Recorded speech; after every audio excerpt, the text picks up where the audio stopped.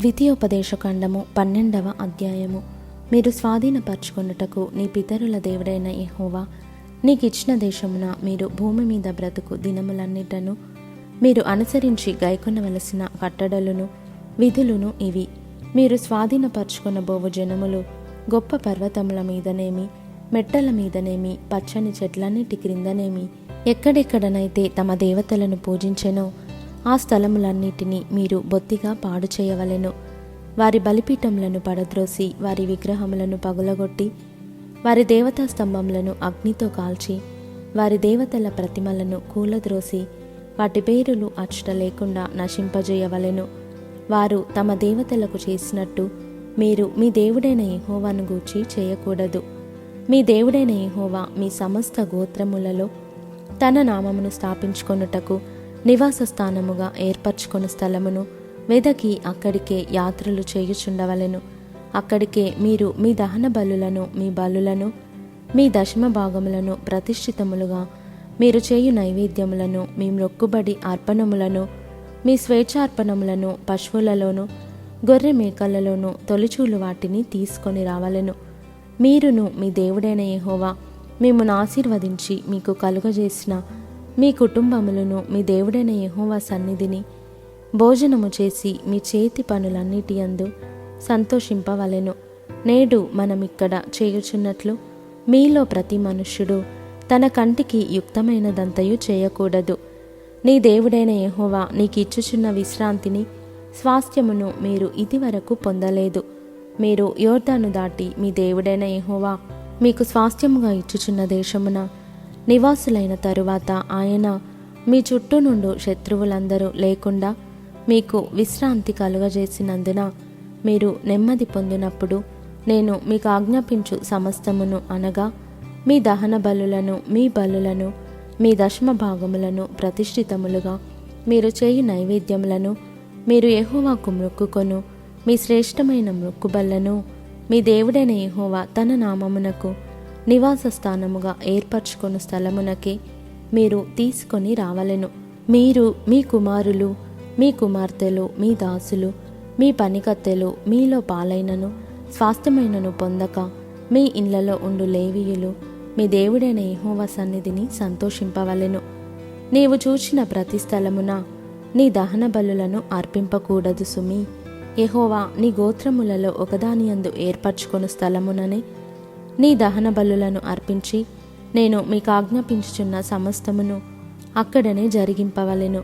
అయితే నీ దేవుడైన యెహోవా నిన్ను ఆశీర్వదించిన కొలది ఇండ్లన్నిటిలో నీ మనస్సు కోరు దానిని చంపి తినవచ్చును. పవిత్రులేమి అపవిత్రులేమి ఎర్రజింకను చిన్న దుప్పిని తినినట్లు తినవచ్చును. మీరు రక్తము మాత్రము తినక దానిని నీళ్ల వలె నేల మీద పారబోయవలెను.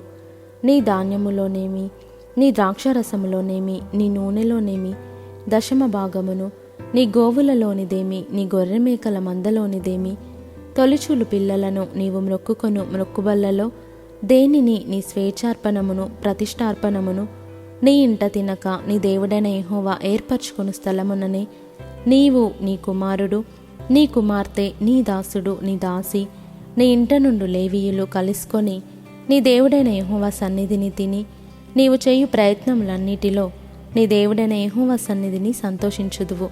నీవు నీ దేశంలోనున్న నీ దినములన్నిటను లేవీయులను విడవకూడదు సుమి. నీ దేవుడైన యెహోవా తాను నీకిచ్చిన మాట చొప్పున నీ సరిహద్దులను విశాలపరిచిన తరువాత నిశ్చయముగా మాంసము తినగోరి మాంసము తినదననుకొందువు.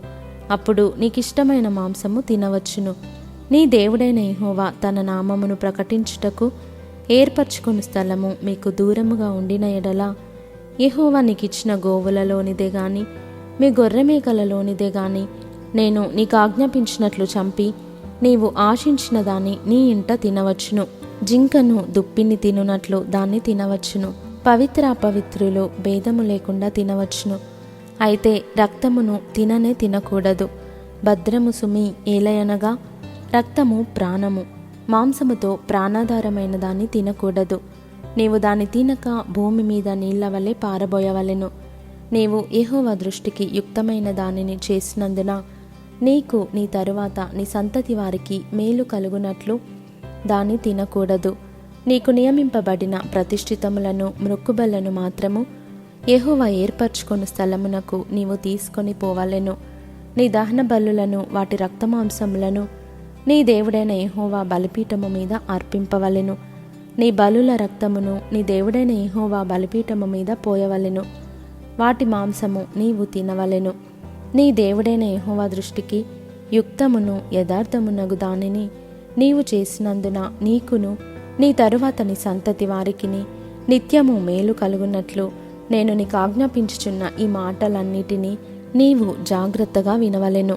నీవు వారి దేశమును స్వాధీనపరచుకొనుటకు వెళ్ళుచున్న జనములను నీ దేవుడైన యెహోవా నీ ఎదుట నుండి నాశము చేసిన తరువాత నీవు వారి స్వాస్థ్యమును స్వాధీనపరచుకొని వారి దేశములో నివసించినప్పుడు వారు నీ ఎదుట నుండి నశింపజేయబడిన తరువాత నీవు వారి వెంట వెళ్ళి చిక్కుబడి వారి దేవతలను ఆశ్రయింపగోరి ఈ జనములు తమ దేవతలను కొలిచినట్లు నేనును చేసేదనని అనుకొనకుండా జాగ్రత్తగా ఉండవలెను.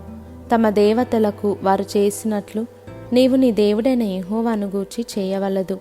ఏలయనగా యెహోవా ద్వేషించు ప్రతి హేయక్రియను వారు తమ దేవతలకు చేసిరి.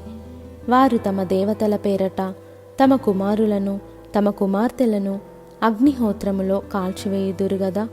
నేను మీకు ఆజ్ఞాపించుచున్న ప్రతి మాటను అనుసరించి చేయవలెను. దానిలో నీవు ఏమీయూ కలపకూడదు, దానిలో నుండి ఏమీయూ తీసివేయకూడదు.